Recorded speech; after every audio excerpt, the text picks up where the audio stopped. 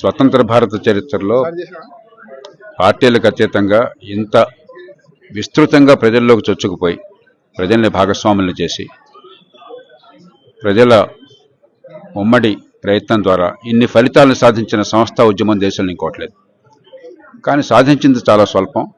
ఇంకా ఈ దేశంలో మార్పులు రావాల్సిన చాలా ఉన్నాయి.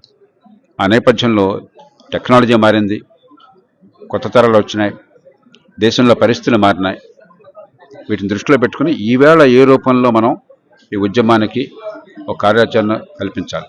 ముఖ్యంగా యువతని, వచ్చే తరాన్ని ఎలా భాగస్వాములను చేయాలి, కొత్త టెక్నాలజీ ఉపయోగించుకుని ఆధునిక పద్ధతుల్లో అర్థవంతమైన రీతిలో ఫలితాలు వచ్చే రీతిలో ఏం చేయాలని చెప్పన్నది దానికోసం ఇవాళ ఈ చర్చ.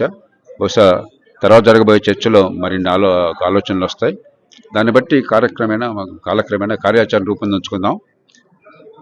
మనం గతం నుంచి నేర్చుకున్న పాఠం ఏమిటంటే ప్రజాస్వామ్యంలో సంస్కరణలు, మౌలిక సంస్కరణలు రావడానికి చాలా కాలం పడుతుంది. చాలా ఓపికగా, ఏ రకంగా నిరాశకు గురి కాకుండా నిరంతరం ప్రయత్నం చేయాలి.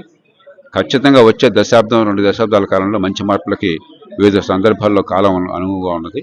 దాన్ని ఉపయోగించుకుంటాం. మరి ఇంతమంది ఈవేళ కూడా, ఇన్నేళ్ల తర్వాత కూడా ఇంత ఉత్సాహంతో, అదే రకమైనటువంటి పటిమతో, అదే రకమైన సిద్ధాంత నిబద్ధతతో కులాలు, మతాలు, ప్రాంతాలు లేకుండా కలిసి వస్తున్నారంటే ఆ సిద్ధాంతాలకు ఉన్న బలం, ఈ దేశంలో పౌరుల్లో ఉన్నటువంటి విజ్ఞత, ముందు చూపు. కాబట్టి ఖచ్చితంగా ఈ దేశాన్ని కాపాడుకుంటాం, మంచి ప్రజాస్వామ్య నిర్మాణం చేస్తాం.